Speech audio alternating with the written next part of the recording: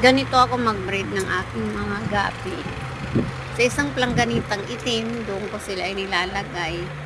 5 babae Ayan, dito po. ng gapi at saka 2 lalaki. Dito ay 2 klase ng lalaking gapi ang inilagay ko dito. Yung Dapat yung magkano, gagawa ko nilagay. red gapi at saka yung black and blue gapi inilagay ko dito na kaya sa langganang itim ko sila nilalagay kasi para hindi nila nakikita yung kanilang anak, hindi nakakain. Ayan, yan bagong breed ko yan, nakarang araw lang. Ito naman ay 1 buwan na mahigit yan. Ayan.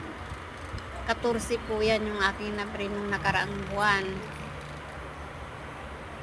Ito naman po ay babaeng gapi, kaya lang siya ay nag-iisa na lang, walang lalaking kasama kasi inaaway niya, pinapatay. Yan ang aking mga na-breed na ibang gapi. Ayan, 2 buwan na po yung iba dyan. Nilagay ko na, sinama ko na dyan. Karamihan mga lalaki. Mga lalaking gapi ang naano ko nung nakaraan. Ilan lang yung babae.